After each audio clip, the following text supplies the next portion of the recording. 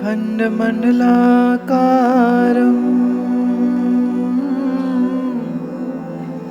व्याप्तं येन चराचरम् तत्पदं दर्शितं येन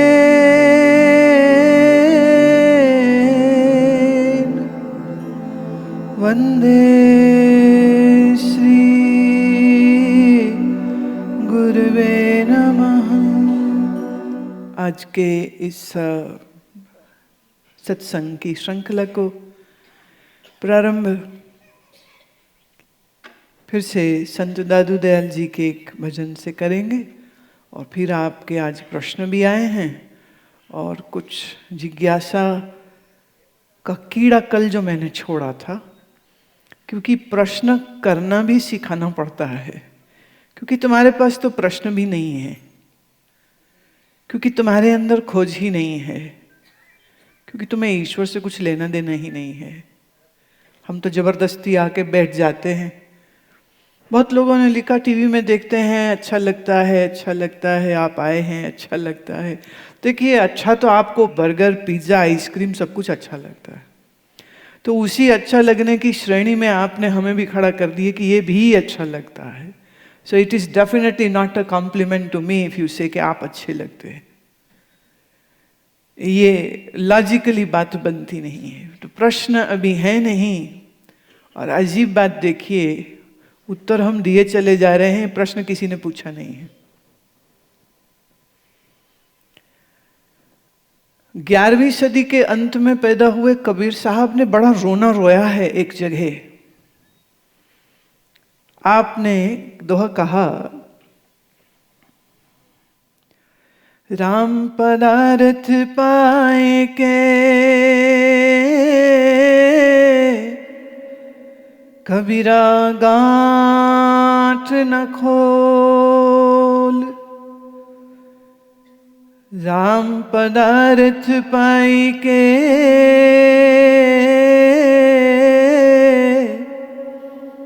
कबीरा गांठ न खोल। नहीं पटन नहीं पारखू,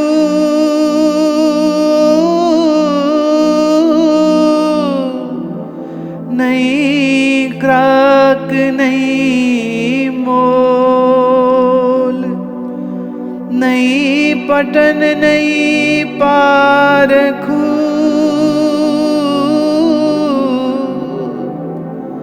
नहीं ग्राहक नहीं मोल।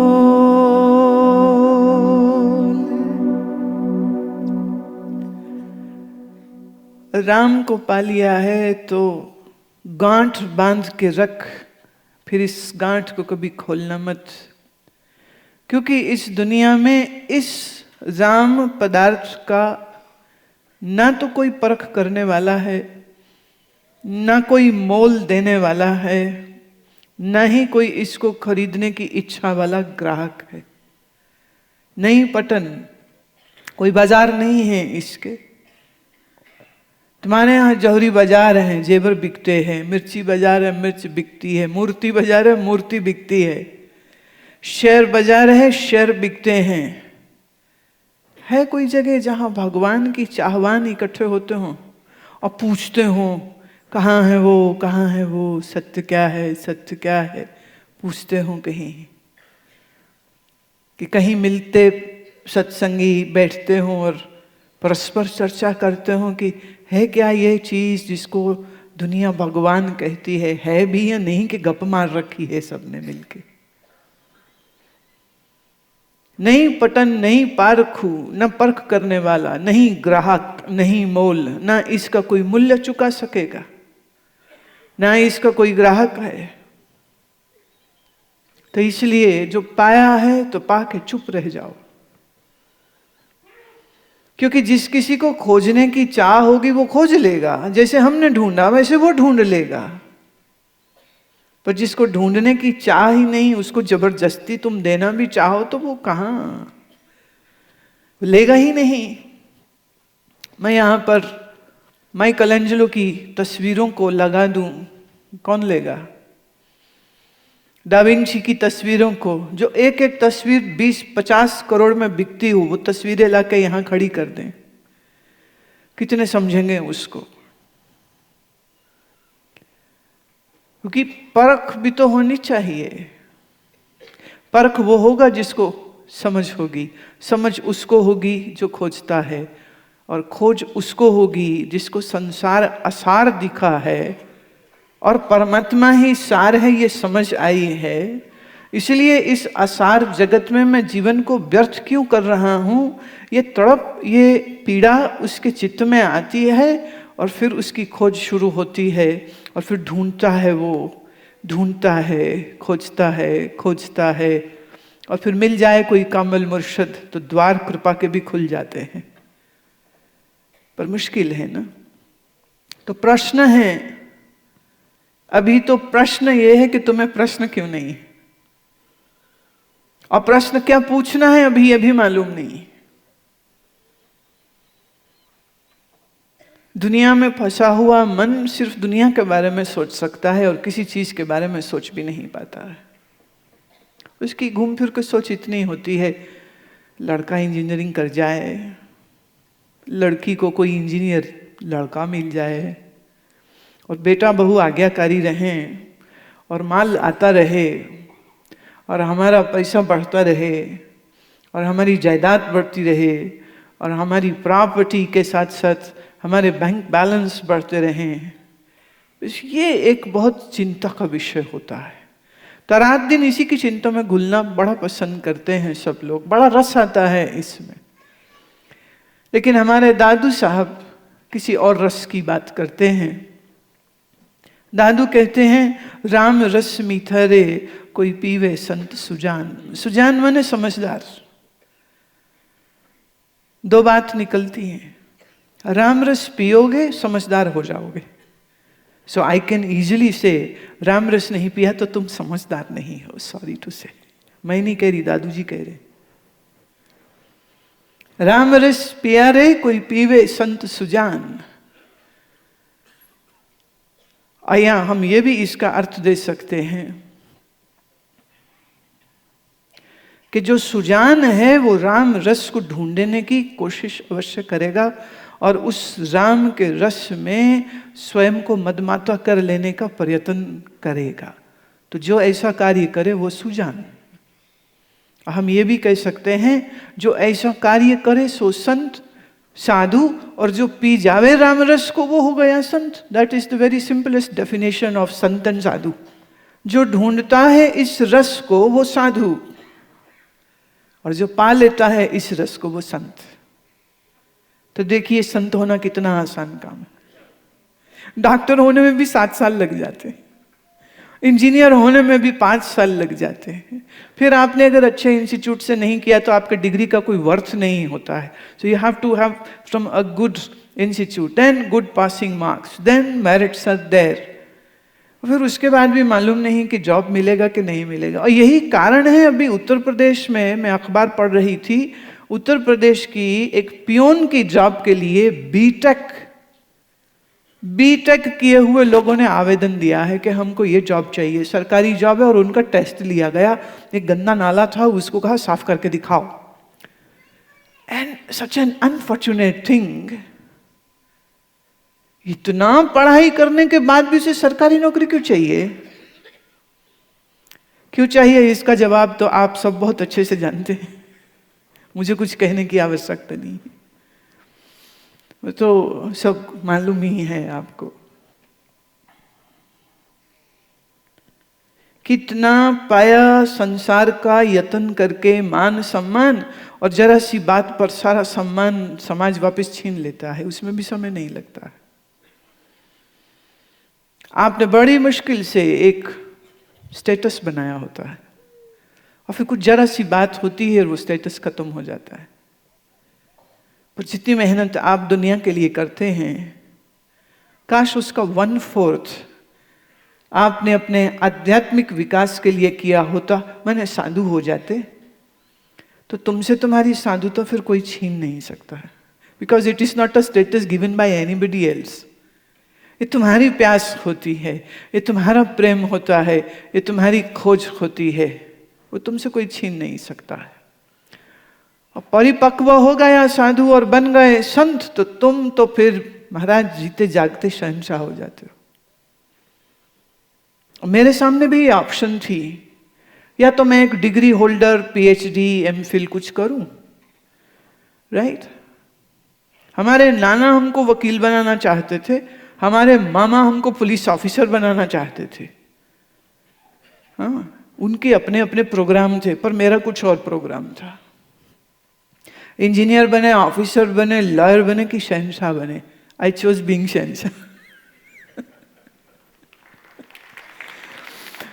अब इंजीनियर हो, लॉयर हो, डॉक्टर हो, प्रोफेशनली, एकेडमिकली जो भी कोई हो, वो आज आके मुझसे पूछ रहे होते हैं जीने की कुछ कला सिखा दीजिए।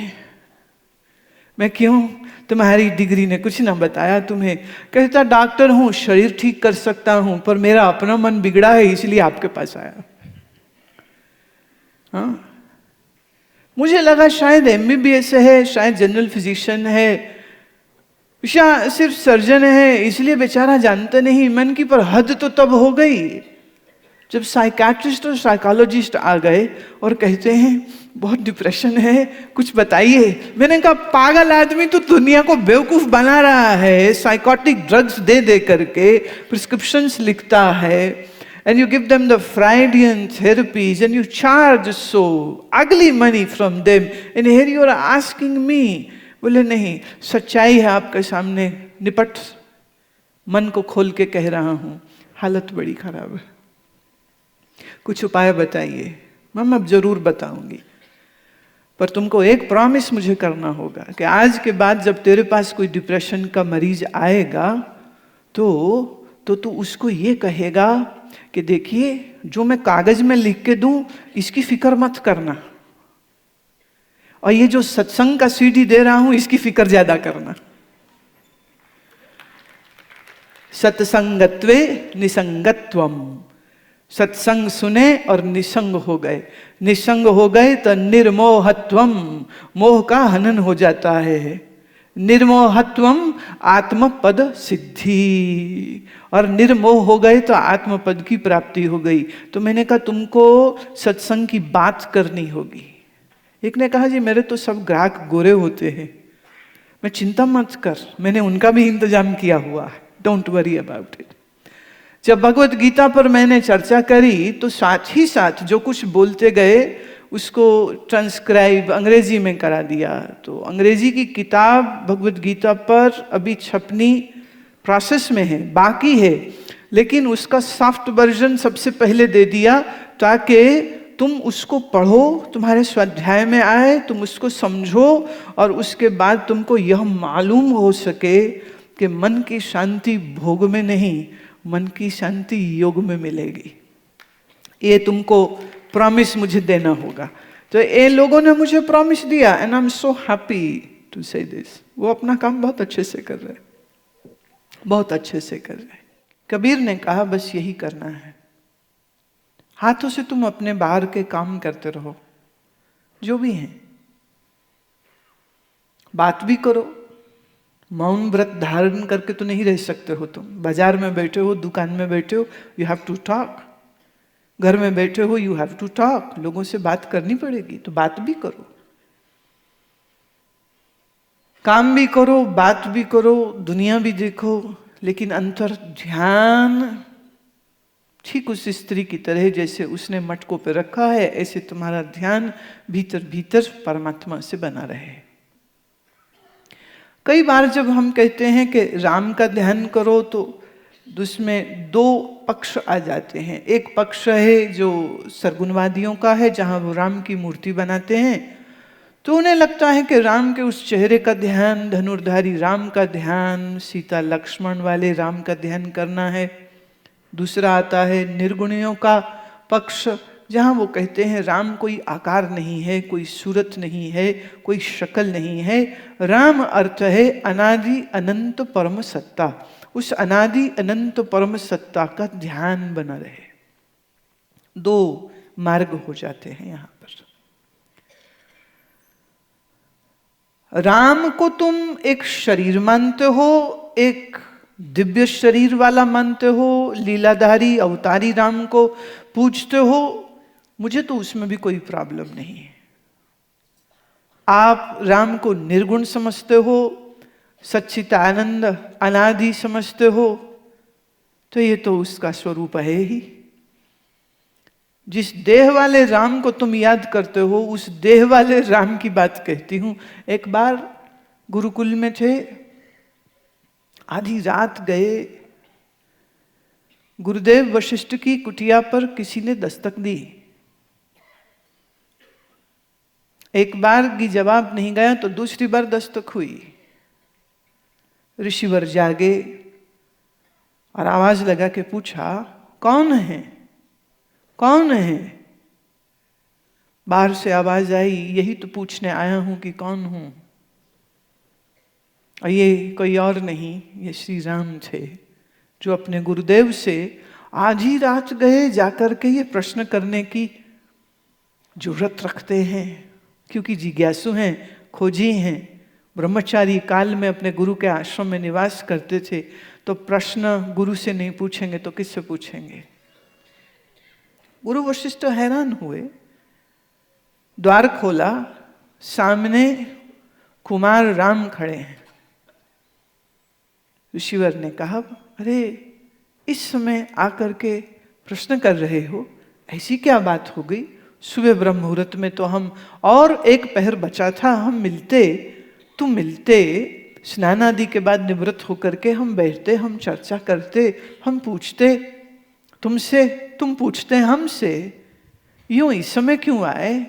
श्री राम कहते हैं, गुरुदेव, काल रोज मेरे जीवन को खा रहा है, और आपने ही कहा मृत्यु कभी भी किसी भी क्षण घटित हो सकती है, तो मेरे पास कहाँ इतना समय है कि मैं व्यर्थ करूं।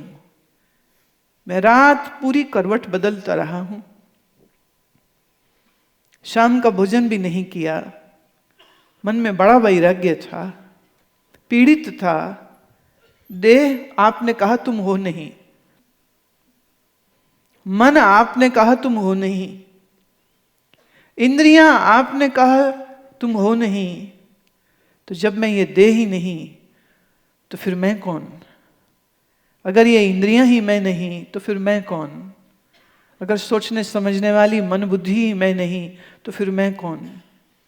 और जब मुझे मेरा ही नहीं पता तो जीऊं कैसे? तो ये जीने वाला कौन? तो मेरे तो प्रश्नों की बौछार हो रही है, ये प्रश्नों के तीर मेरे हृदय में घुस रहे हैं, मैं कैसे सोच सकता हूं? क्षमा चाहता हूं, असमय आकर के आपको कष्ट दिया, पर गुरु तो शिष्य के लिए माता भी है, पिता भी है। अयोध्या में होता, पीड़ित होता तो मां कौशल्या के पास जाता। आश्रम में हूं, पीड़ित हूं तो किसके पास जाऊं? गुरुदेव, इसलिए आपके ही चरणों में आया हूं, मुझे यह प्रश्न का उत्तर चाहिए कि मैं कौन हूं। यह प्रसंग उत्तर रामायण से है। आप सभी श्रोतागण तुलसी की रामायण से बहुत अच्छे से परिचित हो, घर घर में गाई जाती है, घर घर में गाई जाती है, पर मेरा निवेदन है थोड़ा उत्तर रामायण को भी पढ़िए।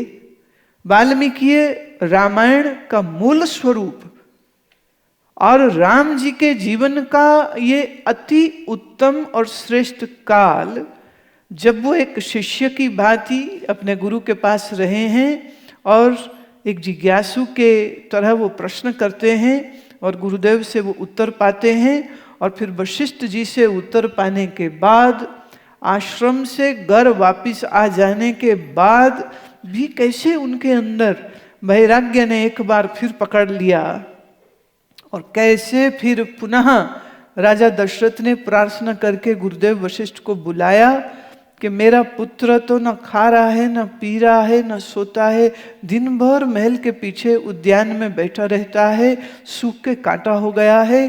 गुरुदेव, आप आकर के पूछिए उसको पीड़ा क्या है, उसे कष्ट क्या है। और फिर आते हैं गुरु वशिष्ठ और फिर पूछते हैं राम से, और फिर राम अपने प्रश्न कहते हैं।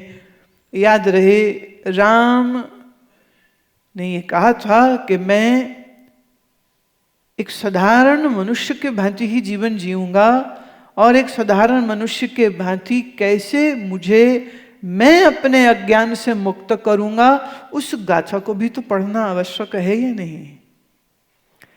देखिए, स्वयंवर हुआ, राक्षस मारे, सीताहरण हुआ, युद्ध हुआ रावण से, और फिर सीता जी को वापस लेके आए, ये तो सब हम जानते हैं। लेकिन वहां से अगर पारिवारिक और सामाजिक जीवन को जीने की बहुत सी बातें तुम्हें सीखने को मिलती हैं, तो श्री राम के आध्यात्मिक यात्रा को पढ़ेंगे तो ही तो वह आध्यात्मिक यात्रा तुम्हारे अपने जीवन का हिस्सा हो सकेगी।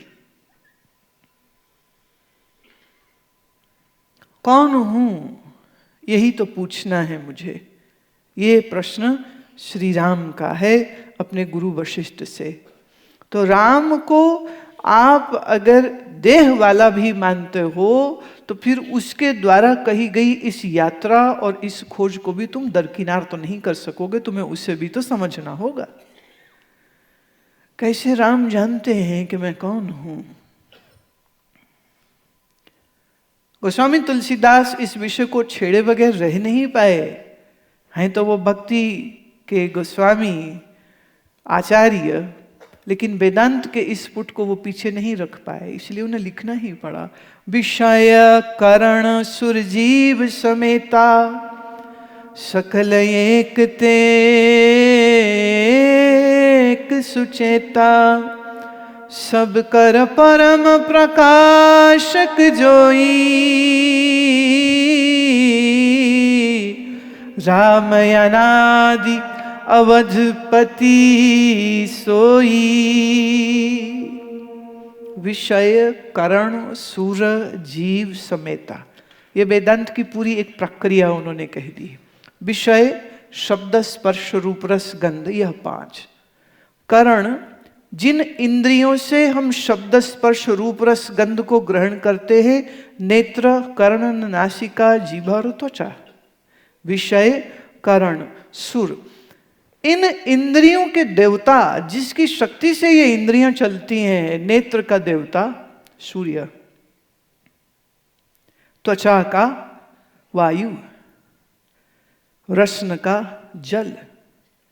तो ये 5 ज्ञान इंद्रियों के 5 देवता, विषय करण सुर जीव समेता, और इनके पीछे है जीव। इन सबके सहित सकल एकते एक सुचेता। विषय से करण जैदा चैतन्य है, समझें इसको। शब्द जड़ है पर तुम्हारे कान चैतन्य है। शब्द को नहीं मालूम कि वो शब्द है, पर कान सुनते हैं शब्द को। रूप नहीं जानता है कि वो कौन है, रूप को कौन देखती है? तुम्हारी आंख। तो आंख जैदा चैतन्य है, रूप जड़ है। जल जड़ है, पर इस जल को चखने वाली जीव चैतन्य है।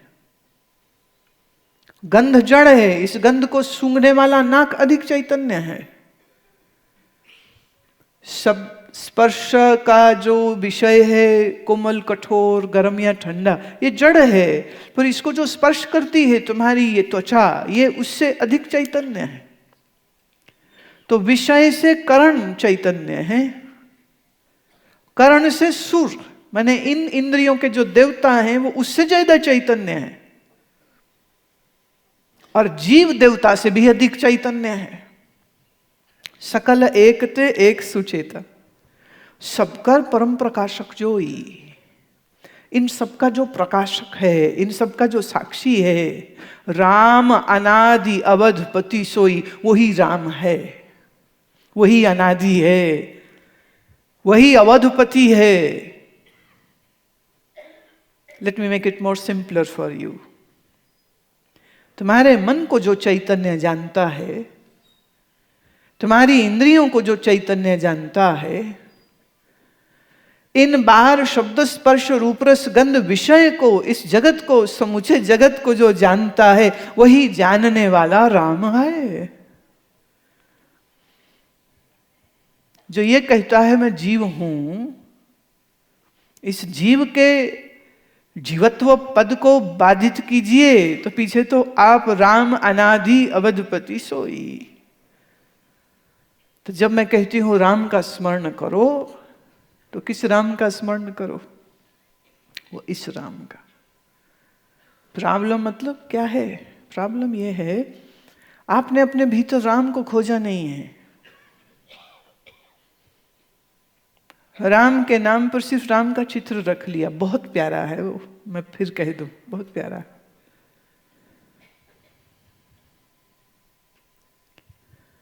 तुम्हें प्यास लगी हो और कोई तुम्हें पानी कागज पर लिख के दे दे तो उससे प्यास बुझेगी क्या?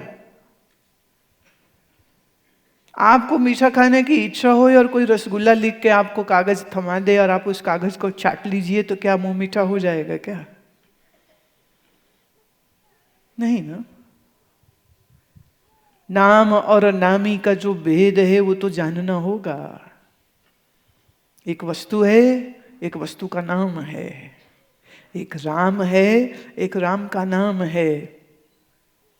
तुम कहते हो हम नाम से काम चला लेंगे, चलाओ। तो ये तुम भी जानते हो कि काम चल रहा नहीं है।